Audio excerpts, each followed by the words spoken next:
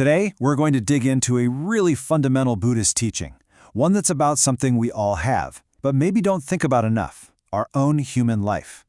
Now, according to the source material for this analysis, getting to be human isn't just some random roll of the dice.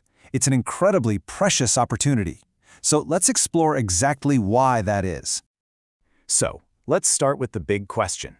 In a vast universe with all sorts of ways to exist, why is being human considered such a lucky break? From a spiritual point of view, what makes this particular life so special? The teaching is really direct about it. This body we have isn't just a body, it's a priceless, precious opportunity. And this isn't about our physical abilities, it's about our potential.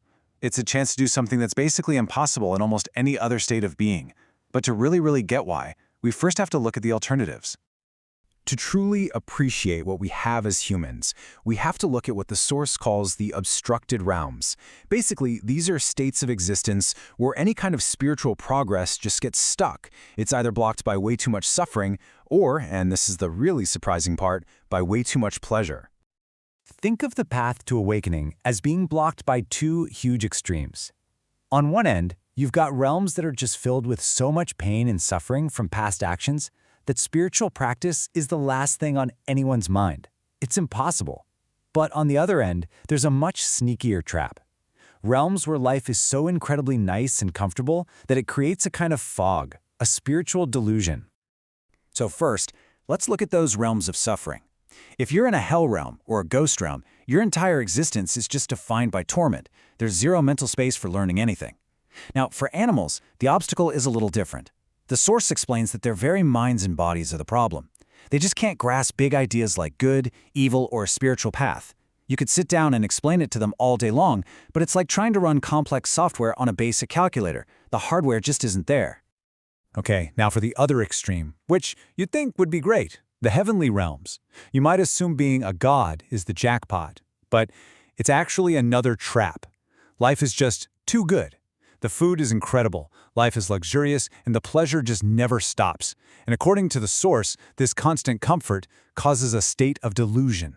There's no challenge, no pain to make you wonder if there's something more to life. They're just too comfortable to ever want to wake up.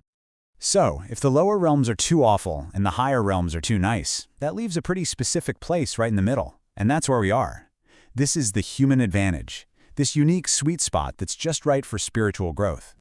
And this leads to a really powerful idea. The path to awakening isn't just easier as a human, it's pretty much the only way it's truly accessible. Our life is this perfect, messy balance of pain and happiness. We have just enough suffering to motivate us to look for a way out, but also just enough comfort and brain power to actually do something about it. So what is it that we have specifically? The source points to three main things. First, unlike animals, we've got the intellect to actually understand complicated spiritual ideas. Second, we have a moral compass. We can learn about negative actions and understand why we should avoid them. And third, we can see goodness, feel happy about it, and want to create more of it ourselves. These three things, that's the essential toolkit you need for the journey. The key point here is that this is no accident. Our whole setup, our brains, our bodies, our ability to use language and think about abstract ideas, it's all perfectly designed for this job. You could almost say we are purpose-built for spiritual development in a way that no other being is. So that brings us to the really big picture. Why does all this matter so much? Well, it's because this human life isn't just a chance to improve ourselves a little bit. It's considered the one and only door to complete liberation. And this isn't just a cool theory. The source points to the evidence.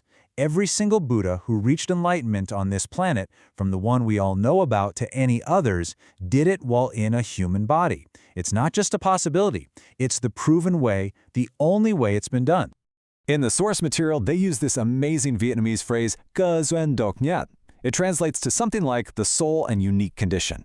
This completely changes how we see our bodies. It's not just a physical thing. It's the essential key. It's the one and only vehicle that lets us learn the path, understand the path, and most importantly, actually practice the path. Which leads to this pretty intense conclusion.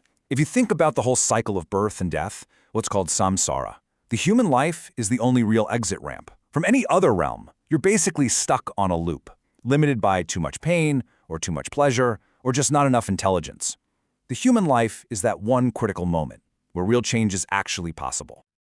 So how do we actually use this incredible tool? Well, our human form lets us do the real work. We can use our hands to bow and show respect. We can use our voices to chant sutras. We can use our minds to hold and live by moral precepts. And we can use our bodies to physically sit down and meditate.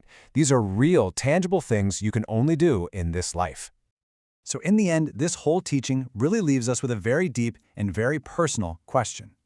If this life truly is that one rare, priceless opportunity to wake up, how are we using it?